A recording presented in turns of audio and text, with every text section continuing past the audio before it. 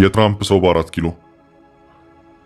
በቅርቡ በፕሬዝዳንት ትራምፕ ሹመትን ያገኙት አሜሪካዊው ጀነራል በ4 ኪሎ ተገኝተዋል። ጀነራሉ አፍሪኮም በመባል የሚታወቀው በአፍሪካ የአሜሪካ ጦር አዛዥ ናቸው። ጀነራል ዳግቪን አርኤም አንደርሰን ይባላሉ። ይህንን ኃላፊነት የተቀበሉት ባለፈው ሐምሌ ወር በፕሬዝዳንት ትራምፕ ምርጫ ነው። ሹመታቸው በምክር ቤቱ ጸድቆ በአፍሪካ የአሜሪካ ጦር አፍሪኮም አዛዥ ሆነዋል። በ50 ዕድሜ ክልል ውስጥ የሚገኙ ጎልማሳ ናቸው። በወታደራዊ ዘርፍ የካበተ ልምድ አላቸው። ይህንን ኃላፊነት የተረከቡት ለረጅም ጊዜ በወታደራዊ ዘርፍ አገልግለው በመጨረሻም አፍሪኮምን ሲመሩ ከነበሩት ማሪን ኮር ጀነራል እና የቀድሞ የአፍሪኮም አዛዥ ጀነራል ማይክ ላንግሌ ነው። ጀነራሉ በትራምፕ ፊት ከፍ ያለ ሞገስን ያገኙ ሰው ናቸው። ብርቱ ኃላፊነትንም ተረክበዋል። ይኸው አዲሱ የአፍሪኮም አዛዥ ጀነራል ዳግቪን አርኤም አንደርሰን ወደ አዲስ አበባ ጎራ ብለው በዛሬው ዕለት ከጠቅላይ ሚኒስትር አብይ አህመድ ጋር የመከሩ መሆኑን ራሳቸው ጠቅላይ ሚኒስትሩ አስታውቀዋል። ጠቅላይ ሚኒስትር አብይ አህመድ ከዚሁ ጋር በተያያዘ በማህበራዊ ትስስር ገጾቻቸው ላይ ባጋሩት መረጃቸው ዛሬ ጠዋት የዩናይትድ ስቴትስ የአፍሪኮም እዝ አዛዥ ጀነራል ዳግቪን አርኤም አንደርሰንን አግኝቼ በቀጠና የጸጥታና የበለጠ ትብብር ለማድረግ በሚቻልባቸው ጉዳዮች ላይ ውይይት አድርገናል ሲሉ አስታውቀዋል። ውይይቱ ከዚህ ያለፈ መረጃ ግን አልተሰጠበትም። የቀድሞ የአፍሪኮም ዋና አዛዥ ጀነራል ማይክል ላንግሌም በተመሳሳይ መልኩ ከዚህ ቀደም ባለፈው 2017 ዓ.ም ሰኔ ወር ላይ ወደ አዲስ አበባ ጉዞ አድርገው ከጠቅላይ ሚኒስትሩ ጋር የመከሩበት ሁኔታ እንደነበር የሚታወስ ነው።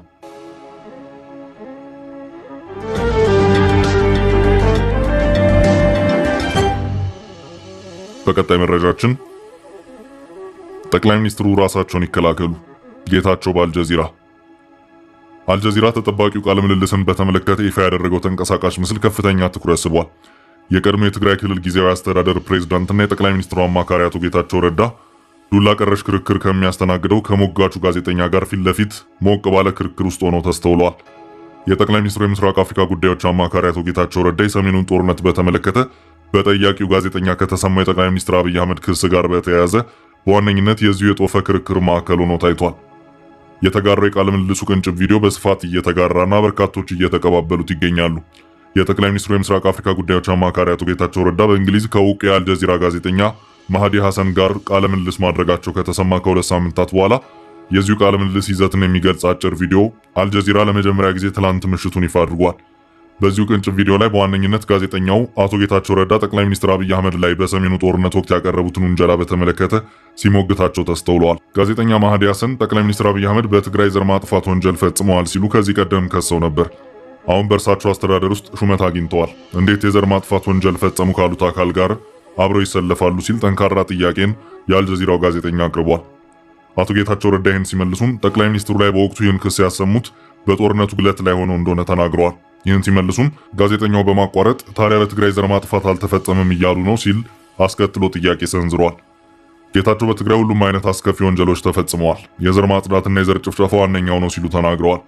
በዚህ ሂደት ከዚህ ቀደም በአደባባይ ጠቅላይ ሚኒስትሩ እጅ አለበት ሲሉ ተናግረው ነበር ሲል ያቋረጣቸው ጋዜጠኛው ጠቅላይ ሚኒስትሩ ተጠያቂ ናቸው አይደለም የሚለውን ይመልሱ ሲል ሞግቷቸዋል። አቶ ጌታቸው ረዳ ጠቅላይ ሚኒስትር አብይ አህመድ ይህን ፈጽመዋል ብዬ መፍረድ አልችልም፣ ራሳቸውን በሚዲያ ላይም በፍርድ ቤት ሊከላከሉ ይችላሉ ሲሉ አቶ ጌታቸው ረዳ አጽንኦት ሰጥተው ተናግረዋል። በጦርነቱ ወቅት በርካታ ተዋናዮች እንደነበሩ ያነሱት አቶ ጌታቸው ረዳ በዚሁ ዘር ማጥፋት ሲሉ በገለጹት ወንጀል ተሳታፊዎች ብዙ ናቸው ሲሉ ተናግረዋል። ጋዜጠኛው ጦርነቱ ላይ ጠቅላይ ሚኒስትር አብይ አህመድ እጃቸው የለበትም ሲል ጥያቄውን አቅርቧል። አቶ ጌታቸው ረዳ ሲመልሱም ጦርነቱ የተመራው በጠቅላይ ሚኒስትሩ ነው ሲሉ ገልጸዋል። አቶ ጌታቸው ረዳ ጠበቃ መሆናቸውን በማንሳት ጠቅላይ ሚኒስትር አብይ አህመድ ይህን ጉዳይ በሕግ አሊያም በሚዲያው ቀርበው ራሳቸውን ሊከላከሉበት ይችላሉ ሲሉ ተናግረዋል። ጌታቸው ረዳ አክሎም ጠቅላይ ሚኒስትር አብይ አህመድ ከስልጣን በፊት የቅርብ ጓደኛቸው እንደነበሩ ጠቅሰዋል። በጦርነት የተፈጠረው ልዩነት ታድሶ አሁን ላይ በጥሩ ወዳጅነታቸው እንደቀጠሉ የቀድሞ የትግራይ ክልል ጊዜያዊ አስተዳደር ፕሬዝዳንትና የጠቅላይ ሚኒስትሩ አማካሪ አቶ ጌታቸው ረዳ አመልክተዋል።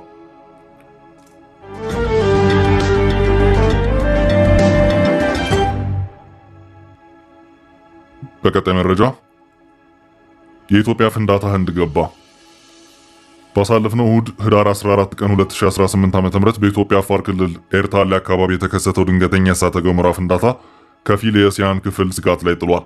ይህ አደገኛ መርዛማ ውህድ ኬሚካልን ይዟል የተባለው ጭጋጋማ ጭስ የመንን፣ ጅቡቲን፣ ኦማንን አልፎ ወደ ህንድ እየገሰገሰ ነው። ቀጣይ መዳረሻዎቹም ፓኪስታንና ኢራን ሊሆን ይችላልም እየተባለ ይገኛል። ይኸው መርዛማ ውህድ ወደ ግዛቷ እየገሰገሰ መሆኑን የተረዳችው ህንድ በተጠንቀቅ ላይ ናት። በዚህም የፍንዳታ ጭስ ቀይ ባህርን በመሻገር የመንን አዳርሶ ኦማን ገብቶ በአሁኑ ሰዓት ደግሞ ወደ ህንድ እያመራ በመሆኑ ህንድ በተጠንቀቅ ላይ ሆኜ ሁኔታውን በቅርበት እየተከታተልኩ ነው ስትል አስታውቃለች። ይህ አደገኛ መርዛማ ኬሚካልን በውስጡ ይዞ ከአየሩ ጋር እየነፈሰ ወደ ህንድ በመክነፍ ላይ ያለው የቅልጥ አለት የአመድ ብናኝ ለሰው ልጅ ጤንነት እጅግ አደገኛ ነው የተባለውን ሰልፈር ዳይኦክሳይድ የተባለ ውህድን እንደያዘም የመረጃው ምንጭ የሆነው ኢንዲያን ታይምስ ባሰራጨው ዘገባ አመላክቷል። ኢንዲያን ታይምስ በዚሁ ዘገባውም ይኸው ከኢትዮጵያ የተነሳው የቅልጥ አለት የአመድ ብናኝ ዴልሂና ጃይፐር ወደሚባሉት የህንድ ከተሞች በፍጥነት እየገሰገሰ መሆኑን አስታውቋል። ኦማን ይኸው የእሳተ ገሞራ ጭስ ብናኝ በዜጎች ላይ ጤንነት ችግርን ሊያስከትል ይችላል በሚል ስጋት ጊዜያዊ አካባቢ ጥበቃ ምርመራ ጣቢያዎችን በማቋቋም የአየሩን የናሙና ጥናት እያካሄደች መሆኑን በትላንትናው ዕለት ያሳወቀች መሆኑ የሚታወስ ነው። አሁን ደግሞ ተራው የህንድ ሆኗል። ሰልፈር ዳይኦክሳይድ በአንድ ጊዜ አየርን የመበከል አቅሙ ከፍተኛ መሆኑን በባለሙያዎች እየተመለከተ ሲሆን በሰዎች የመተንፈሻ አካል ጉዳትን የማስከተል አሉታዊ የጤንነት ተጽዕኖም ከባድ መሆኑን የጤና ባለሙያዎች ይናገራሉ። በዚህም አየር መንገዶችም ጭምር የጭሱ ብናኝ አየሩን በያዘባቸው መስመሮች በረራቸውን ቀሪ አድርገው ሌሎች መስመሮችን መከተል ግድ እያላቸው መሆኑንም ይኸው የኢንዲያን ታይምስ ዘገባ አክሎ አመላክቷል። ዘገባው በትላንትናው ዕለት ከአቡዳቢ የተነሱ አውሮፕላኖች የጉዞ መስመራቸውን መቀየር ግድ እንዳላቸውም በማሳያነት ጠቅሷል። የዓለም አቀፍ የበረራ ምክረ ሀሳቦችና የደህንነት ፕሮቶኮሎች ኢንተርናሽናል አቪዬሽን አድቫይዘሪ ኤንድ ሴፍቲ ፕሮቶኮልስ መጠበቅ አለባቸው በሚልም ከዚሁ የእሳተ ገሞራ አደገኛ መርዛማ ጭስ ጋር በተያያዘ ከአቡዳቢ የሚነሱ አውሮፕላኖች ከመነሳታቸው በፊት ከፍ ያለ ጥንቃቄን እንዲያደርጉም እየተደረገ መሆኑን በዚሁ በኢንዲያን ታይምስ ዘገባ ላይ ተመልክቷል። ይሁን በአሁኑ ሰዓት ዓለምን ጉድ ያስባለው የአፋሩ ድንገተኛ የእሳተ ገሞራ ፍንዳታ በቀጣይም ይቀጥል ወይም በዚሁ ያብቃ የታወቀ ነገር የለም። ክስተቱ ከ10,000 እስከ 12,000 ባሉት ዓመታት ውስጥ የተፈጠረ መሆኑንም የከርሰ ምድር አጥኚ የሆኑ የዘርፉ ባለሙያዎች እየተናገሩ ይገኛሉ። ከሁሉም በላይ በከፍተኛ የእሳተ ገሞራ ጭስ የታፈነችው ከቀይ ባህር ማዶ የምትገኘው የመን ለዜጎቿ እጅግ ጥብቅ የሚባል ማሳሰቢያ ሰጥታለች። የመን የፍንዳታው ማዕከል ከሆነው አፋር ኤርታሌ ቀይ ባህር ማዶ ላይ የምትገኝ ቅርብ ሀገር ናት። በዚህም የየመን ሜትሮሎጂ ኤጀንሲ ባወጣው ጥብቅ ማስጠንቀቂያ ዜጎች ራሳቸውን ከዚሁ መርዛማ የአመድ ብናኝ ለመከላከል በቤታቸው ቆይታን እንዲያደርጉ፣ ከወጡም መላ አካላቸውን በሚሸፍን መልኩ አለባበሳቸውን እንዲያስተካክሉ፣ መነጽሮችን እንዲጠቀሙ፣ ማስክ እንዲያደርጉና ተጋላጭ የሆኑ ክፍት ውሃዎችን ጭምር እንዲሸፍኑም አጥብቆ አሳስቧል። ኤጀንሲው በዚሁ ማሳሰቢያ ማስጠንቀቂያውም አዲስ ነገር ካለ አሳውቃለሁ ማለቱንም የዜናው ምንጭ የሆነው የመን ኒውስ ኤጀንሲ አስታውቋል።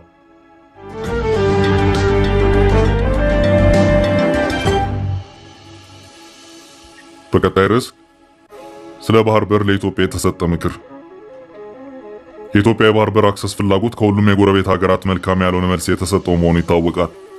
ከሶማሊያ ነፃነቷን በራሱ ያወጀችው የሶማሌላንድ እሺታም ከሶማሊያ ጋር ያላተመ እንዲሁም የአፍሪካ ህብረትን ጨምሮ የአህጉሩንም ሆነ ዓለም አቀፍ ኃይሎችን የእንቢታ ከፍተኛ ተጽዕኖ ያስከተለ ነው። ኢትዮጵያ ከሶማሌላንድ የመግባቢያ ስምምነት መልስ ትኩረቷን ወደ ታሪካዊ ወደቧ አሰብ አዙራለች። የአሰብን በር የቆለፈችው ኤርትራ ግን ለንግግርም ክፍት አይደለችም። የጦርነት ጥላ በሁለቱ ሀገራት መካከል እያጠላ ባለበት በዚህ ጊዜ ከአፍሪካ ቀንድ በተቃራኒ አቅጣጫ ባህሩን ተሻግራ ከምትገኘው ሀገር ምክር ተለግሷል።